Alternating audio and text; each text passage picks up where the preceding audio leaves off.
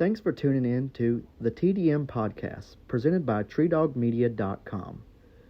TreeDogMedia.com is sponsored by the Canine Transporter. If you're looking to have a dog, puppy, or hound of any type hauled, give Nicole Merkel a call at 912-656-9790. She's USDA licensed, climate control vans, and the best hound transporter in the nation. Otter Creek Embroidery. They are the exclusive hat maker of TreeDogMedia.com hats. Give them a call or look them up on Facebook for all your embroidery needs. Cajun Outdoors Cajun Lights. The Cajun Blinder.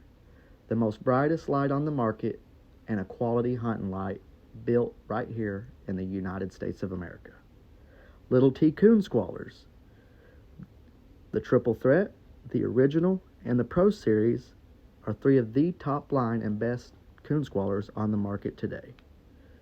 And last but not least, our new exclusive sponsor and partner, Dan's Hunting Gear. Thank you, Dan's Hunting Gear, for coming on board for Tree Dog Media. And if you need any hunting gear, visit TreeDogMedia.com, TDM Supplies, for all your Dan's hunting supply needs. Now, without any further ado, let's call up Alan Short and get into this once-in-a-lifetime interview. Hope you enjoy.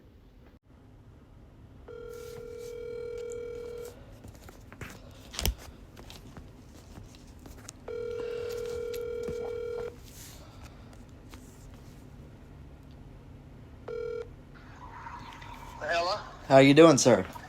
I'm doing pretty good. How about you? Good. Are you ready? Yeah, let me get my boots on and I'll get out of this house where I can hear you. Okay. Sounds good.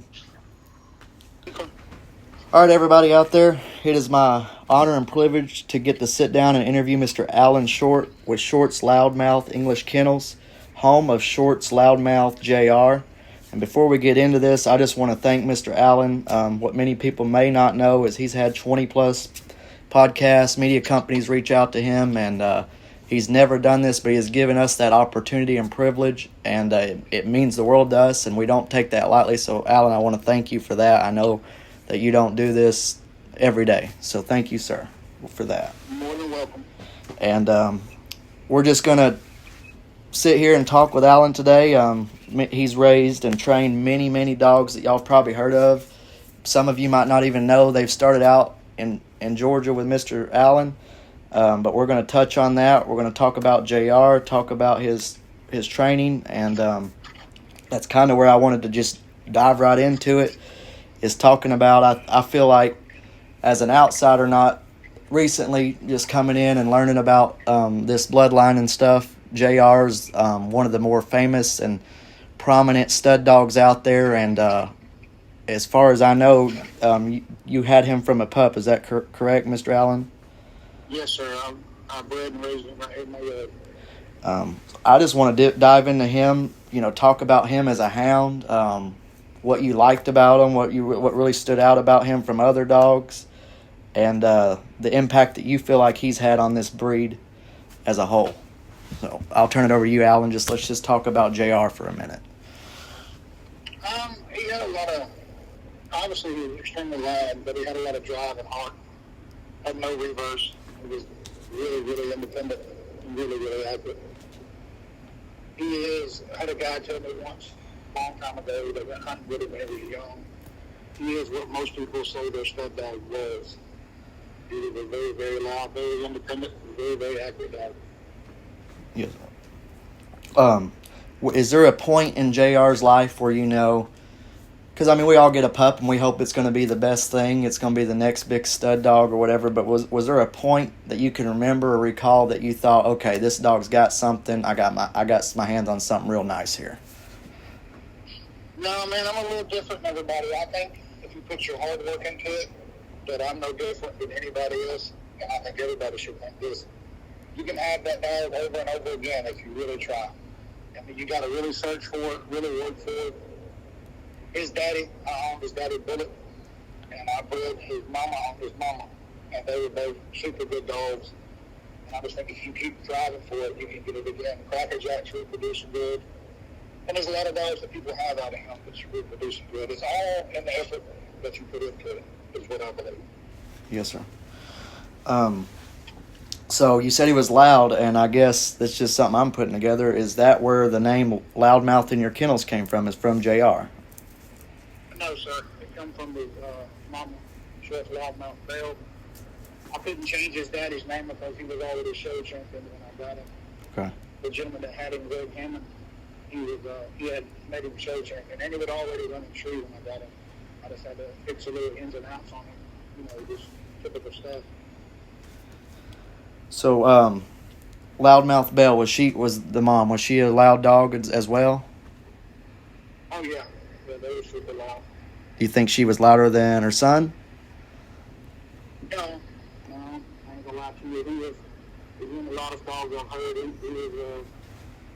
He would make your ears tickle at the tree. Dang. On the inside of your ears, you couldn't stand right up on top of him and pet him while he was true. Yes, sir. Is there anything else you want to touch on about JR or say about, what do you think? Do you think he has bettered the breed, put more heart into it? What do you think that JR's contributed to the breed as a whole?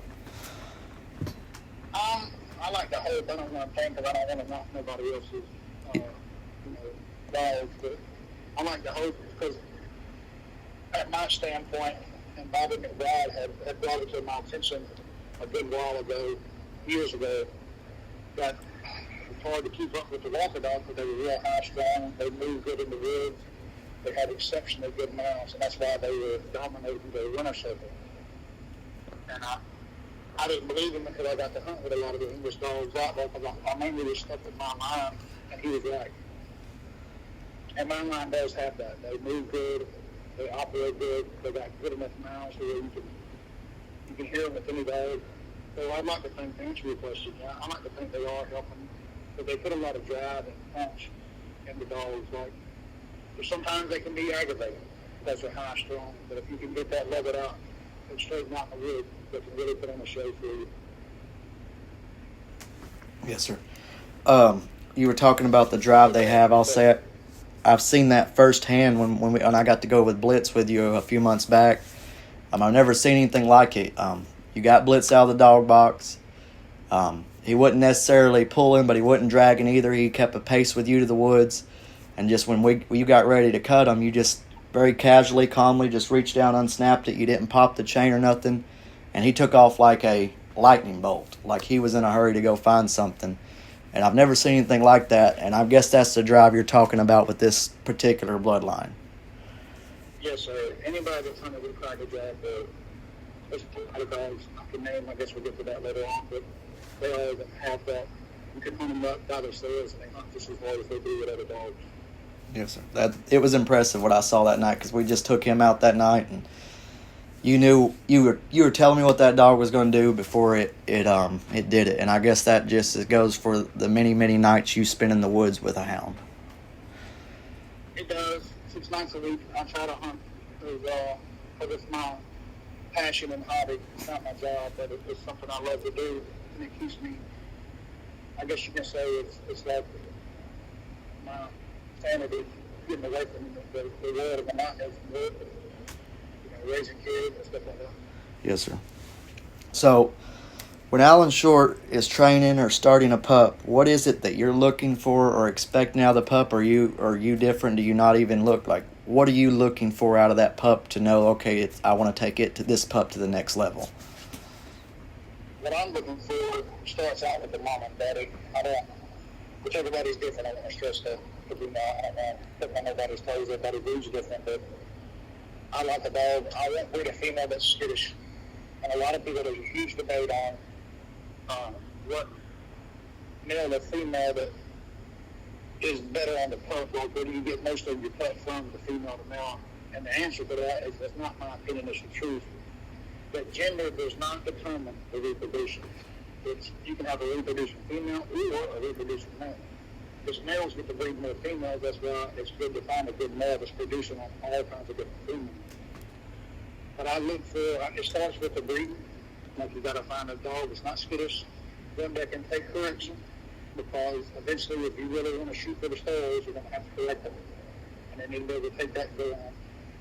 And then when I get the puppy, I like to turn them loose. I leave them run loose. I live out in the country. And you just watch each one of them when I come home from work. When I get up in the morning, I watch every pup. Just every pup. The one that's got that little extra oomph to it. And the one that's more gamey, like by the time they're 3 months old, they'll be, you can hear them off to the country running something. Those are the puppies I keep. Yes, sir.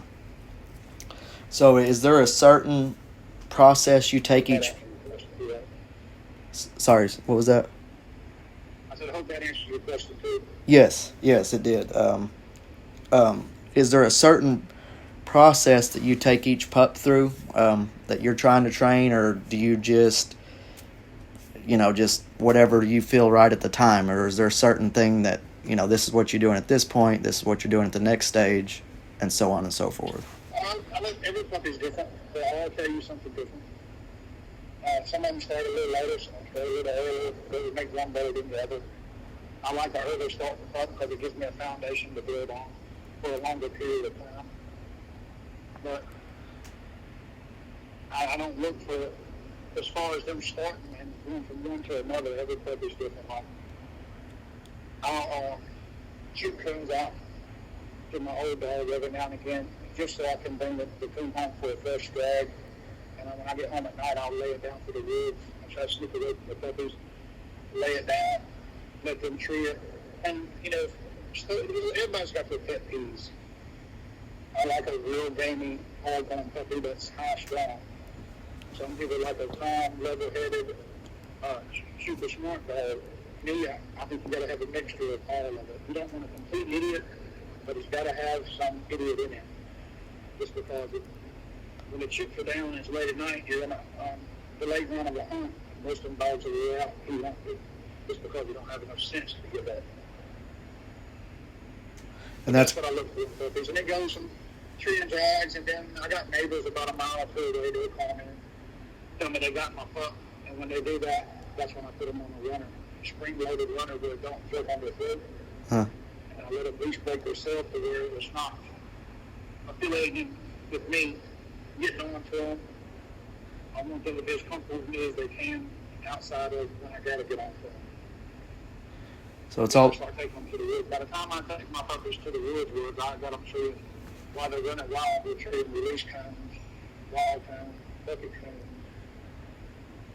Then all I got to do then is put in the leg rope. Yes, sir.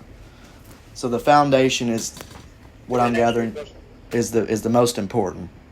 Getting that foundation laid, getting a trust built with you, that's where it really sets up a dog for success, is what I'm understanding. Yes, it's all about repetition. A lot of people ask me all the time, how do I do it? I got a lot of friends that when they hear this, they're going to laugh. They keep saying it's something I'm not telling them.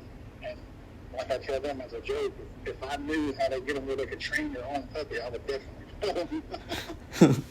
Well, I wouldn't have to keep doing it. But no, it's nothing. It's no magic trick. It's just day in, day out.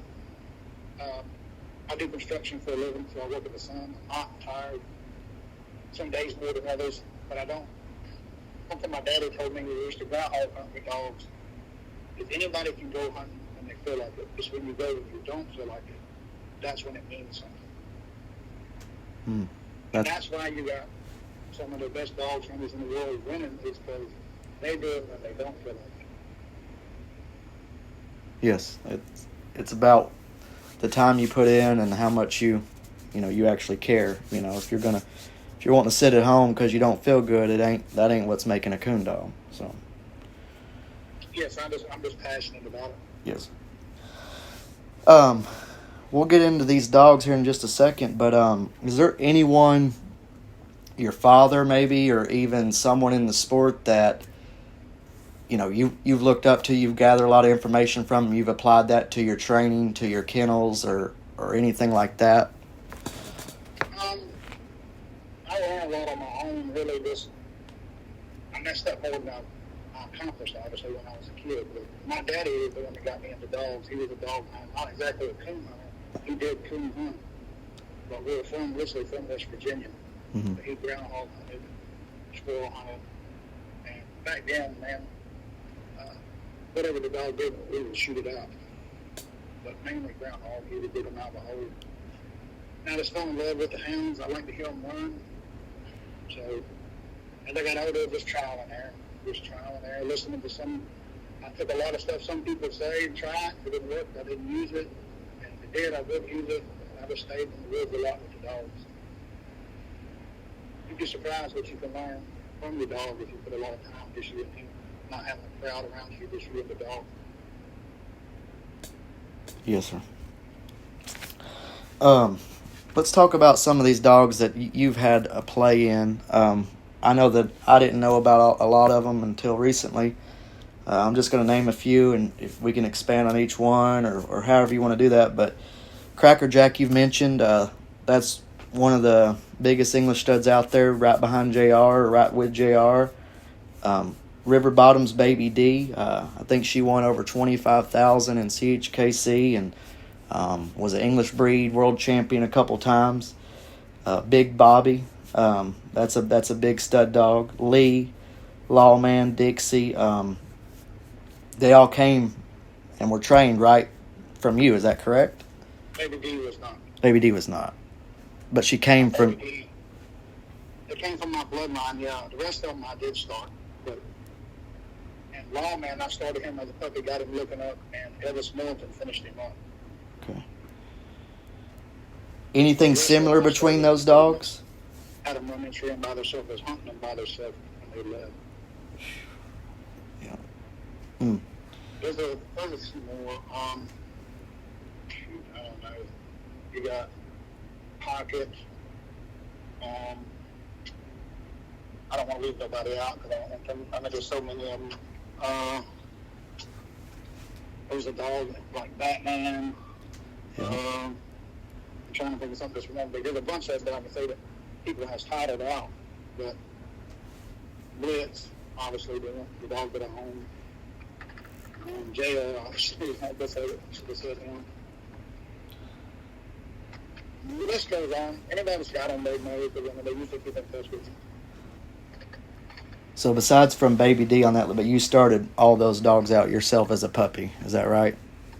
Do what now? All those dogs started out, were trained right there, other than Baby D that we mentioned. Yes, as a puppy, yeah. Yeah.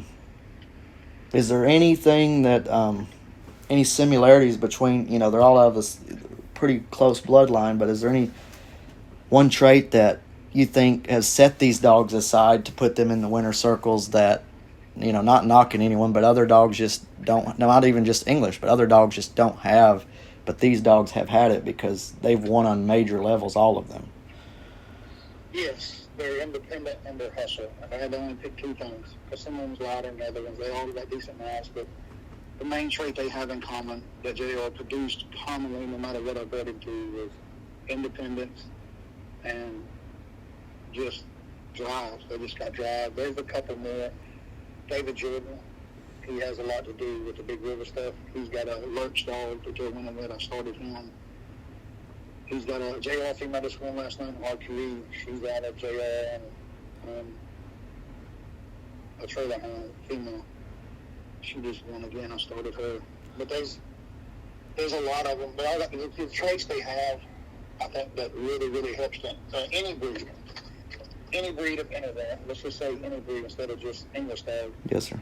If you're going to win, you're going to have hustle because the clock is what you're racing against. You got a 2-hour clock retrieve. As many coons as you can, or at least more coons than the dogs that you draw. And they got to have that when you cut them, they got to get busy. And they also will be by themselves. So most likely, if all them dogs I just named, they're going to lose or win, they're going to do it right by themselves. Yeah. Yes, sir. Anything that any kind of advice you'd give to maybe a young man like myself that's trying to start their own dog, their own legacy, any bloodline, not just talking about English, but that you would like to give them to, motivation, if you will, that might be listening out there that want to pick up somebody like yourself. Is there anything you would say to them? Yes. There's a lot of things you can say. Don't believe the hype, everything you hear on the internet. and hunt what you like. It doesn't matter about my opinion, nobody else's. And there's a few people out there that you can get in touch with, Brandon Gaines, that put Rowdy and Diesel in them. Real good guy, real honest guy, help you in any kind of way. I mean, there's a few of them.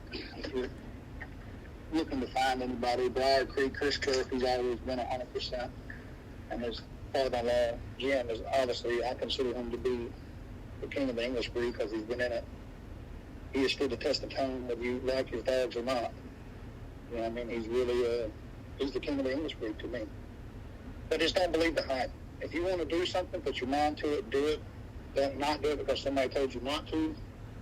It's completely up to them. It's not up to me. It's not up to the people you see on the internet blowing their dogs up, bragging about their dogs. I'm not saying them dogs are not good. I'm just saying that to me, it doesn't look good. Right. So, yeah, if they want to, anything they want to learn, roll your sleeves up and learn it. Call the right people. The more you talk to people, the more you know you're talking to the right guy. If I can give you any advice, remember that. And don't breed skittish dogs. They can be mostly your slick treeing dogs, or let's say if, like down south, we got to have deep ranging dogs. We don't have a lot of coons. Now, if you get a dog that doesn't range good, most of the time that's just training. You haven't pushed them on the right way.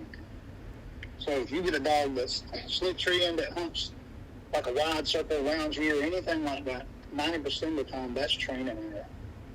If she's not skittish and gamey, and leaves her every time you cut her, always wants to go, gives you 100%, I'd breed that female before I would a dog that's placed second in the world that's you can't pet because she lays down when you pet her.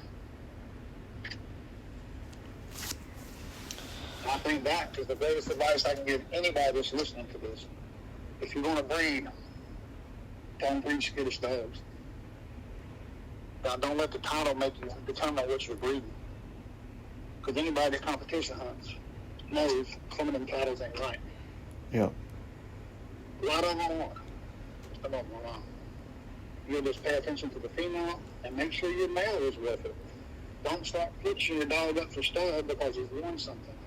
Breed a couple of your own females, see how he reproduces, or find your buddy's females, breed them. Grab you a couple of puppies out of litter, mess with them.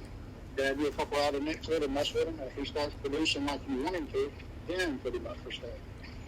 That way you're not just passing a bad trait along the stud lines, or the English breed, or the upper breed, or blood, red bones, or black and tans, flocks, whatever you want to do.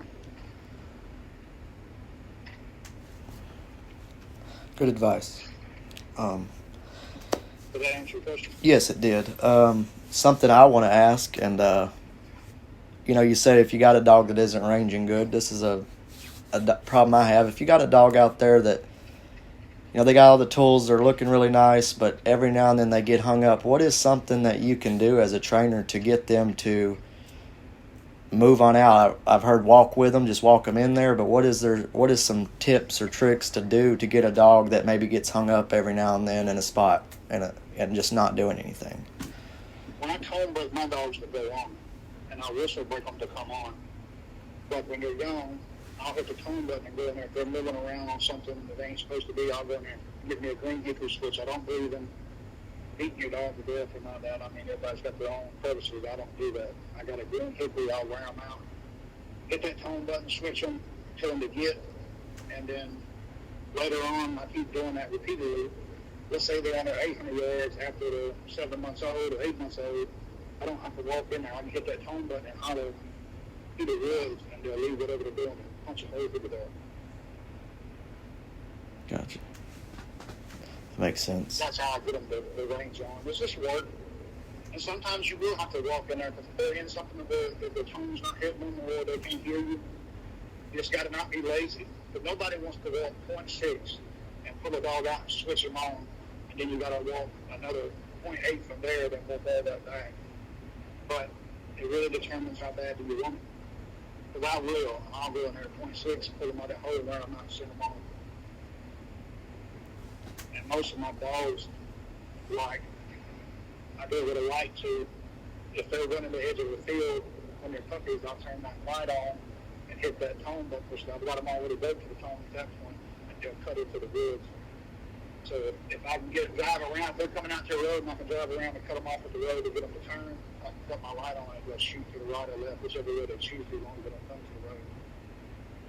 Number of stuff. I mean, obviously I can't get it all what I do in one sitting, but Yeah. and I'm sure a lot of people do this, that's listening to this, they do a lot of it, but that's what I don't tone break my dogs to come back. That's the biggest thing. I tone them to go on.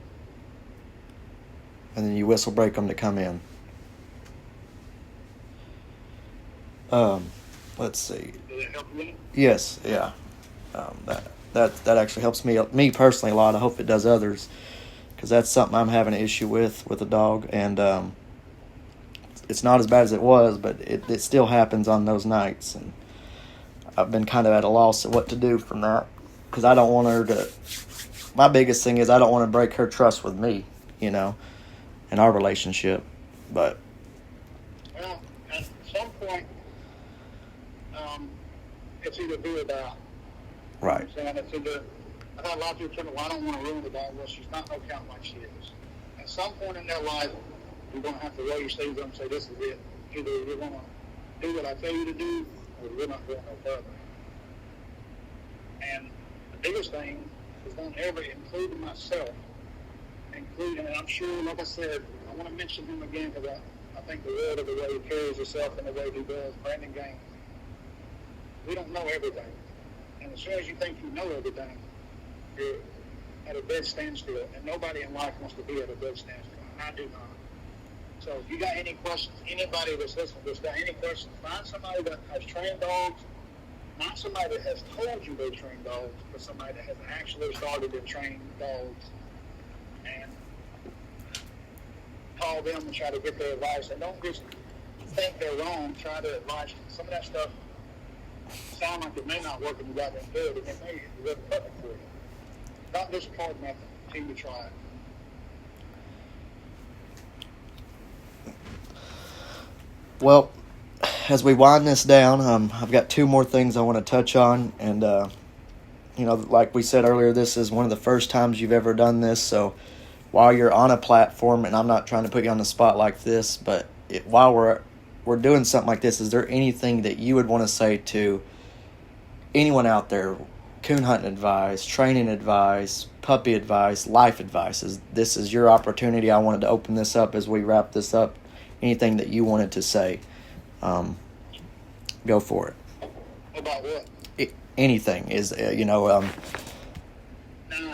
just everybody needs to get along better. I think there's a lot of conflict, and I think that comes from the bragging on Facebook. There's a lot of people that get on there and that cause conflict. And we got a younger generation coming into this. That's why if you look on Facebook, I don't comment or get on none of that stuff. A lot of people call me all the time. There's a guy on there that wants to know something about training because I have started to train more dogs than most anybody I know. But it won't get on good if you just comment on there because there's 1,000 dog trainers on that post. And all it does is cause arguments. I think you should do your research, find somebody that started dogs, contact them, and people that really work hard on their dogs, and you contact them, they're not going to turn you down because they're willing to help. Everybody I know, like Austin Markham in Tennessee. Great guy.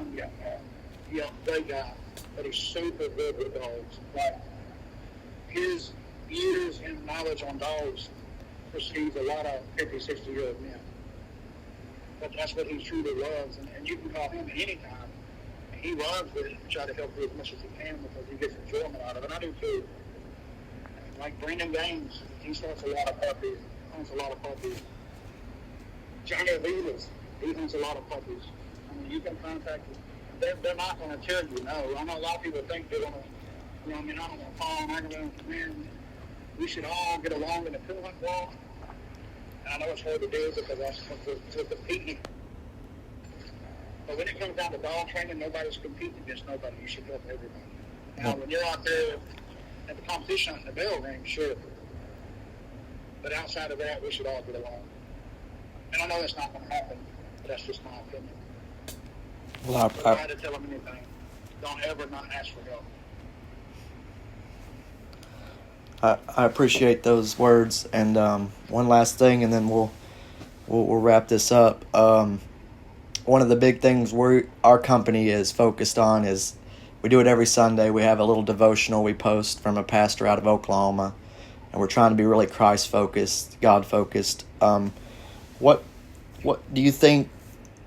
There's people out here that probably don't follow, don't believe, or whatever. Maybe never even heard it, but what can you say that you feel like in your life? Because I feel like we've talked, and you're a Christian man, that God has played in your kennels and your success. And what advice would you give to someone who is looking for, that encouragement in their life, if you will? Same thing I told you about the dogs. Don't discard nothing. If you don't believe in Jesus Christ or any of that, I'm not saying you should. Because I don't believe that should be pushed on anybody. No, sir. Because you can't push nothing on nobody. They're going to have to hear it and feel it before they follow it. And I see a lot of them people too, holy rollers, that you need to do this, you need to do that. That's not how it should be. What it should be is, don't discard anything anybody tells you. Even if it sounds dumb, look into it. You should be amazed. Some of that dumb stuff with life and dogs works. Now, a lot of it don't. But don't just think, that's stupid, I'm not doing it. I'm not even looking into that. You should never, ever. It's like somebody writing a note and hand it to you, and you just ball it up, throw it away without looking at it. At least look at it. Because you ball it up, throw it away, you'll never know whether that note helped you or not. Yeah. And I really think with dogs too, and I've heard so many old timers, which I'm sure we've all heard it, the older generation has, tell you stuff to do with dogs that is the dumbest stuff, and it don't work. But and some of it I didn't try, but I looked into it, studied on it, and determined that I wasn't going to do it. But don't just hear it, laugh it off, and move on. And that's in life too. I know I've seen y'all's podcast with the Christian thing. I'm not big on that stuff, but there's going to be some people that don't believe in Christians that coon hunt, and they're not going to be involved in it because of that. I think they ought to listen to it. If they don't like the Christian podcast, they ought to listen to the podcast with the dog part. Yes, sir. I think everybody has the right to have an opinion. I don't think it should be forced on, and including my opinion, should be forced on anybody. I agree.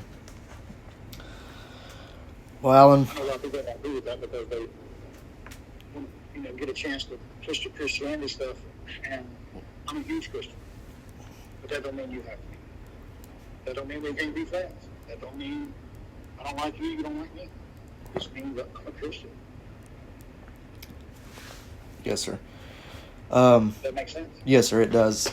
And I didn't mean to, push that and have that talked about, but we just like to lightly touch on that because that's really what's helped us, we believe, in our business a lot, putting him first.